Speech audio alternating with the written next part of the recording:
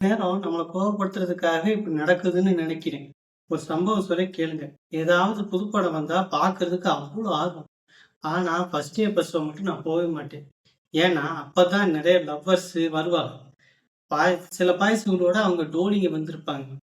அந்த நேரம் அவனுங்க தியேட்டரை கவனிக்க மாட்டாங்க. அங்கே தான் ஊர் கதை, உலக கதை எல்லாத்தையும் பேசுவானுங்க.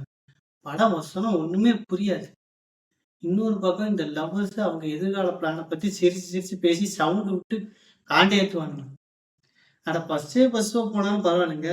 நான் போனது படம் வந்து 10 நாள் கழிச்சு தான் போனேன். காதல் இருக்கலாம். ஆனா படம் பார்க்க முடியாம மொய் மொய் மொய் மொய் மொய்ன்னு பேசிட்டு இருக்கக்கூடாது. எனக்கு ஒரு யோசனை வந்துச்சு. நான் போன கையில எடுத்தேன். சத்தமா கத்துனபடி, "மச்சான், உன் ஆள் இங்க நெறைய ஃப்ரெண்டோட வந்து படம் பார்க்குதுடா" அப்படின்னு கத்திட்டேன். அடுத்து நடந்தது பாருங்க, சரியான காமெடி. சில பசங்களுக்கு அவங்க லவ்வரு வந்து ஃப்ரெண்டுகளோட ஊர் சுத்துறது சுத்தமா பிடிக்காது. அது ஒரு பாதுகாப்புக்காக அவங்க நினைக்கிறது. உடனே தியேட்டரே அமைதியாச்சு. சில நேரம் கழிச்சு ஒவ்வொரு குரூப்பா வெளியே போக ஆரம்பிச்சாங்க. ஐயையோ! என் பாய் ஃப்ரெண்ட் திட்டுவான். ஐயையோ! அவன் கத்துவான் அப்படின்னு அலறி அடிச்சு ஓடுறானுங்க. எனக்கு மனசுக்குள்ள என்னமோ ஒரு சாதிச்ச மாதிரியே ஒரு ஃபீலிங்.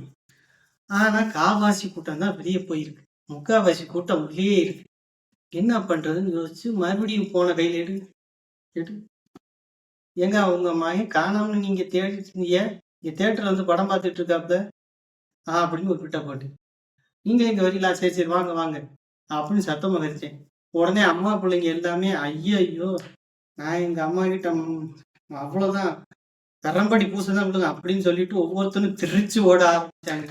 அதுக்கப்புறம் தான் அந்த ஷோல நல்லா திருப்தியாவும், நல்லா அமைதியாவும் போச்சு. அப்பத்தான் எனக்கு தெரிஞ்சது, இந்த உலகத்துல தாயை விட பெரிய சக்தி எதுவுமே இல்ல.